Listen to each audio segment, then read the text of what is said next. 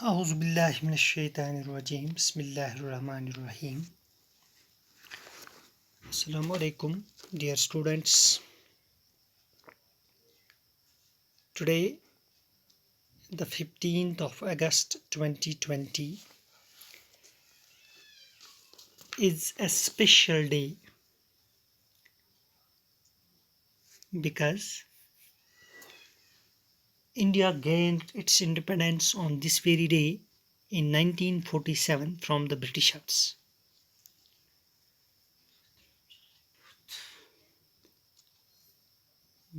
This lesson is for class 6th, subject science, and we are taking up the exercise questions of the chapter 15, Air Around Us. In our previous lecture, we have write down question 1 to question 6. Today,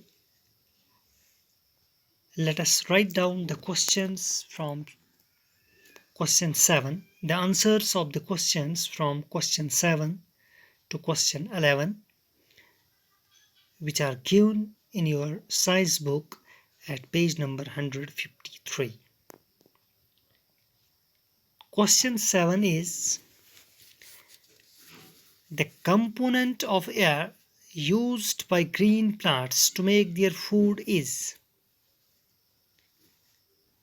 प्यारे बच्चों, आपको मालूम है कि जो green plants हैं वो अपनी गुज़ा खुद तैयार करते हैं, लेकिन उस गुज़ा को तैयार करने में वो बहुत सारी कंपोनेंट्स का इस्तेमाल अमल में लाते हैं, जैसे वाटर, क्लोरोफिल, या इसी तरीके से एक और कंपोनेंट है जो वो हवा से हासिल करते हैं, या जो वो हवा का एक हिस्सा है, उसका नाम हमने लिखना है. So the component of air used by green plants to make their food is carbon dioxide. तो इसका आंसर क्या है? Carbon dioxide. यानी कार्बन डाइऑक्साइड, क्लोरोफिल, वाटर, ये तीनों कंपोनेंट्स जब मिलते हैं in presence of sunlight, so plant जो है, ग्रीन प्लांट जो है, it makes its food. This process is called as photosynthesis. Okay, तो इसका आंसर आप लिखेंगे, the component of air used by green plants to make their food is carbon dioxide. Okay, इसके बाद क्वेश्चन नंबर 8 है. Question 8 is, list 5 activities that are possible due to the presence of air. यानी 5 activities हमने लिखनी है जो हवा की वजह से होती है, जो हवा की वजह से मुमकिन है. ठीक है ना? तो इसका आंसर हम लिखेंगे, activities that are possible due to air are. उन 5 एक्टिविटीज़ का नाम हमने लिखना है जो हवा के बगैर नहीं हो सकते हैं, बल्कि हवा की वजह से वो हो सकती हैं. पार्ट फर्स्ट इज, पहली एक्टिविटी जो है दैट्स फोटोसिंथेसिस. फोटोसिंथेसिस का मैंने अभी आपको बताया, ये एक ऐसा अमल है जिसमें ग्रीन प्लांट्स अपनी गुज़ा खुद तैयार करते हैं with the help of some components like air, water, carbon dioxide in presence of sunlight. अगर एयर नहीं होगा, कार्बन डाइऑक्साइड नहीं होगा, तो फोटोसिंथेसिस नहीं हो पाएगी. Photosynthesis is not possible. So first activity. Second is cloud formation. Water cycle में जब मैंने आपको पढ़ाया था, इवैपोरेशन होती है, ठीक है ना, पानी जो है वो बुखारात में तब्दील हो जाता है, यही बुखारात ऊपर जाते हैं और क्लाउड्स बन जाते हैं, लेकिन वो वहाँ पे कंडेंसेशन जो होती है, वो हवा जो वहाँ पे होता है उसका वहाँ पे रोल बनता है. So cloud formation is possible due to presence of air. Respiration is the third activity which is not possible without air, जो मुमकिन ही नहीं है.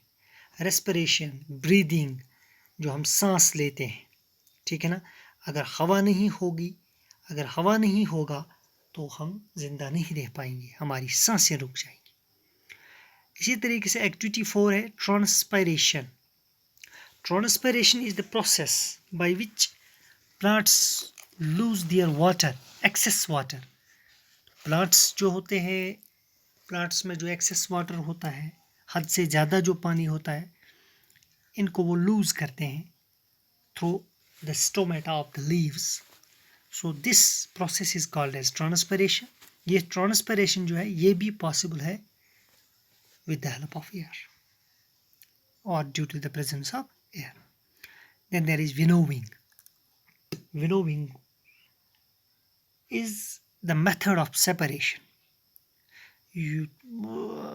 आपने उसके बारे में पढ़ा होगा जब हम सेपरेशन ऑफ सब्सटेंसेस, आपका एक चैप्टर साइंस में आता है, जब हम वो डिस्कस कर रहे थे। तो विनोइंग क्या होता है इसमें? It's a method of separation by which heavier particles and lighter particles are separated from the grain. जो हमारा फल होता है, अनाज होता है, इस पर तो वुचन तुमलस मज कनास, ठीक है, या तुमलस मज आसान ये पोई, इसको हम थोड़ा ऊपर डालते हैं, अपने सिर से ऊपर किसी रटा शेष कुनी यथ मज कुनी शुपिस वुपिस मज या बानस मज पाचु त्रावा। तो एयर जो होता है, जो लाइटर पार्टिकल होता है, इसको एयर की वजह से हम अलहदा करते हैं, और जो हैवियर पार्टिकल होता है वो नीचे जमा हो जाता है in the form of heap. So this method is possible, this separation is possible only due to the presence of air. So 5 activities का नाम लिखना था that are possible due to the presence of air. So activities that are possible due to air are, ये इसका answer है। First photosynthesis, second cloud formation, third respiration, fourth transpiration, fifth winnowing. इसके बाद question 9 है। Question 9 is how do plants and animals help each other in the exchange of gases in the atmosphere? क्योंकि plants और animals जो हैं ये एक दूसरे पे डिपेंडेंट है। Plants can't survive without animals and animals can't survive without plants. तो इस दौरान ये एक दूसरे के साथ गैसेस एक्सचेंज करते हैं। जैसे प्लांट्स हमें प्रोवाइड करते हैं ऑक्सीजन, हम प्लांट्स को प्रोवाइड करते हैं कार्बन डाइऑक्साइड। तो this is exchange of gases. कैसे ये एक्सचेंज ऑफ गैसेस हमारे एटमॉस्फेयर में होता है? ओके, तो इसका हम सोल्यूशन लिखेंगे। Plants take carbon dioxide to give out oxygen. Plants carbon dioxide लेते हैं तो वापस क्या देते हैं? Oxygen. This oxygen is used by animals for respiration to expel out carbon dioxide. तो यही ऑक्सीजन जो है ये एनिमल्स यूज करते हैं रेस्पिरेशन के लिए, और बाहर वो क्या छोड़ते हैं? Carbon dioxide. अंदर लेते हैं ऑक्सीजन, बाहर छोड़ते हैं कार्बन डाइऑक्साइड।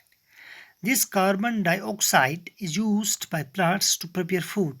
यही कार्बन डाइऑक्साइड जो एनिमल्स से आता है, उसी कार्बन डाइऑक्साइड को फिर प्लांट्स ग़िज़ा बनाने में, ग़िज़ा तैयार करने में इस्तेमाल करते हैं, और फोटोसिंथेसिस के ज़रिए से। तो फोटोसिंथेसिस के दौरान वो फिर से ऑक्सीजन छोड़ते हैं। So this way plants and animals help each other in the exchange of gases in the atmosphere.